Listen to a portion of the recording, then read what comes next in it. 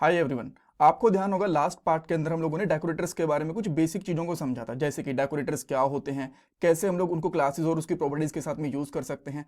अब ये देखेंगे कि एक क्लास के फंक्शन को हम लोग ओवरराइड कैसे कर सकते हैं डेकोरेटर के साथ। अब आपके दिमाग में क्वेश्चन भी आएगा कि एक क्लास के अंदर फंक्शन है, उसको ओवरराइड करना ही क्यों है। मैं आपको समझाता हूँ। मान लो आप एक क्लास को यूज कर रहे हो जिसके अंदर बहुत सारे फंक्शंस एंड प्रॉपर्टीज हैं, बट जो एक फंक्शन बना हुआ है ना, आप उसका आउटपुट को चेंज करना चाहते हो। तो कैसे करोगे आप? एक तरीका तो ये है कि उस क्लास के अंदर जाके उस फंक्शन के अंदर ही चेंजेस कर दो, बट वो क्लास और भी बहुत सारी जगह पे यूज हो रही है। सो बेटर तरीका क्या है कि जो फंक्शन है ना, उसको ओवरराइड कर दो अपने किसी कस्टम फंक्शन के साथ। सो वो कैसे कर सकते हैं, इस पार्ट के अंदर आपको पता चलेगा। और ये हमारी टाइप स्क्रिप्ट की प्लेलिस्ट है हिंदी में, जो आपकी डेफिनेटली हेल्प करने वाली है फ्रंट एंड टेक्नोलॉजीज की जो प्रोजेक्ट इंटरव्यूज वगैरह में। सो पूरी प्लेलिस्ट देखना, लिंक आपको डिस्क्रिप्शन बॉक्स में मिल जाएगा। All right. सो अब हम लोग कोड पे चलते हैं। मैंने एक ऑलरेडी फाइल बना के रखी हुई है जिसका नाम है decorators with functions, decorator with function. So इसके अंदर मैं क्लास बनाता हूँ सिंपल सी। सो क्लास का नाम मैं यहाँ पे रखता हूँ कस्टम मैथ्स। राइट, वैसे तो मैंने सेम नाम से जो क्लास है वो लास्ट वाले पार्ट के अंदर भी बनाई थी, आप यहाँ पे देख सकते हो। सो मैं क्या करता हूँ ना, इसका नाम यहाँ पे रख लेता हूँ कस्टम मैथ्स 1 रख लेता हूँ इसका नाम, राइट, ताकि कॉन्फ्लिक्ट ना हो। और यहाँ पे एक सिंपल सा फंक्शन बनाता हूँ जिसका नाम है सम। और सम बेसिकली 2 पैरामीटर को एक्सेप्ट करता है।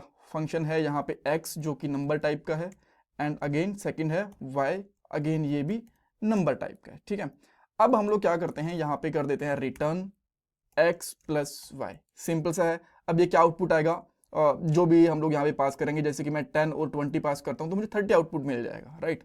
एक बार इसको रन करके भी देखते हैं। मैं यहाँ पे एक वेरिएबल लेता हूँ सी एम, यानी कि कस्टम मैथ्स 1 इसका नाम रख लेता हूँ। देन इक्वल टू करूँगा new custom maths 1।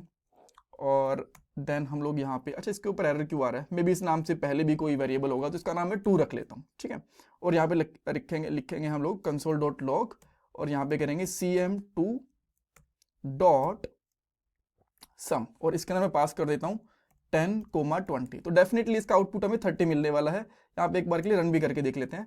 Here we go. But अब ये मैंने सिंपल सा फंक्शन बनाया, मैं चाहता हूँ कि जो आउटपुट है ना इसका इस तरीके से ना आए जब मैं इसको कहीं पे भी यूज कर रहा हूँ। तो यहाँ पे मुझे कुछ ऐसा आउटपुट चाहिए कि the output of x and y is equal to 30, इस तरीके से कुछ ना कुछ आए, या फिर जैसे कि the output of 10 plus 20 is 30, ऐसा कुछ है।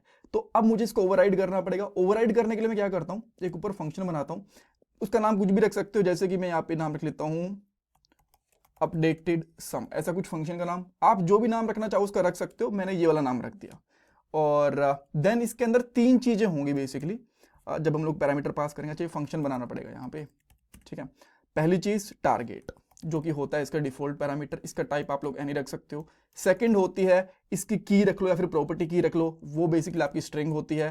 थर्ड वन ये होता है डिस्क्रिप्टर, आप लोग चाहो तो इसका नाम कुछ और भी रख सकते हो, बट डिस्क्रिप्टर इसका मतलब है कि जो फंक्शन को प्रॉपरली डिस्क्राइब करता है, उसको कंट्रोल करता है, वो थर्ड पैरामीटर होता है। तो मैं यहाँ पे नाम लिख रहा हूँ डिस्क्रिप्टर। डिस्क्रिप्टर, अगर इसकी कुछ टाइपो है तो देख लेता हूँ, टाइपो है कि इसमें कुछ नहीं, ये तो ठीक है।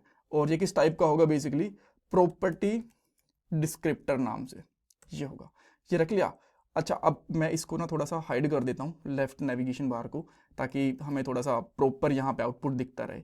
सो बेसिकली इसके अंदर मैं कुछ भी अगर चाहूँ तो टारगेट को अपडेट करवा सकता हूँ, उसको की को प्रिंट वगैरह करवा के देख सकता हूँ, जो हम लोग लास्ट में कर चुके हैं। हमारा यहाँ पे मेन काम ये है कि इसको ओवरराइड करना है बेसिकली।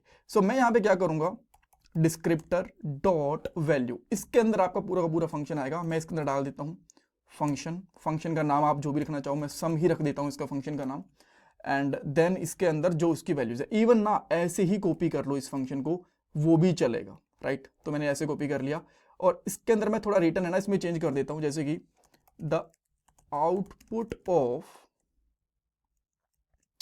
एक्स था यहाँ पे, देन यहाँ पे कर देंगे एंड यहाँ पे y जो भी उसकी वैल्यू रहेगी, और थोड़ा सा यहाँ पे स्पेस मेंटेन करके रख लेंगे इस तरीके से, ताकि स्पेस थोड़ा सा दिखे, या इस, ठीक है, इस तरीके से और यहाँ पे आ जाएगा। अब मैं आउटपुट के लिए एक और वेरिएबल बना लेता हूँ, लेट बना लो, वेर बना लो, जो भी आपको बनाना है। Output is equal to x plus y, ठीक है, और यहाँ पे डाल देता हूँ आउटपुट इसके बाद में प्लस, बिकॉज कंकैटिनेट कर रहे हैं ना। आप चाहो तो यहाँ पे टेम्पलेट लिटरल का भी यूज कर सकते हो, ECMAScript वाला, बट मैं सिंपल तरीके से चलना चाहता हूँ अभी, राइट। देन अब मैं इसको कॉल कर रहा हूँ, यहाँ पे इसका आउटपुट 30 आ रहा है क्योंकि इस फंक्शन को यूज नहीं करा ना। यूज कैसे करना है बेसिकली, @ और देन उस फंक्शन का नाम कस्टम मैथ्स, नहीं कस्टम मैथ्स वन कहाँ से आ गया, अपडेट सम, इस तरीके से जा गया। सो मैं यहाँ पे लगा दूंगा नाउ। जैसे ही मैं यहाँ पे करता हूँ आप देख सकते हो इसका आउटपुट प्रॉपरली मिल गया। इसको नहीं करूंगा तो लास्ट वाला आउटपुट आ रहा था। तो इस तरीके से एक फंक्शन को आप अपडेट कर सकते हो।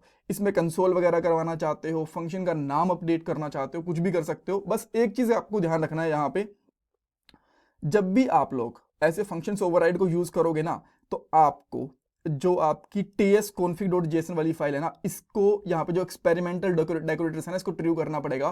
बिकॉज ये फीचर अभी भी एक्सपेरिमेंटल है, ये प्रॉपरली ऑफिशियली रिलीज नहीं हुआ। मे बी ये वाला पार्ट आप लोग 1 साल बाद 2 साल बाद देख रहे हो, तब ये एक्सपेरिमेंटल ना रहे, तब इसकी चेंज करने की जरूरत नहीं पड़ेगी ये वाला। बट अभी के लिए ये वाली फंक्शनलिटी आपको ट्रू रखनी पड़ेगी, ये वाली जो प्रॉपर्टी है, right. Thank you so much for watching this part guys.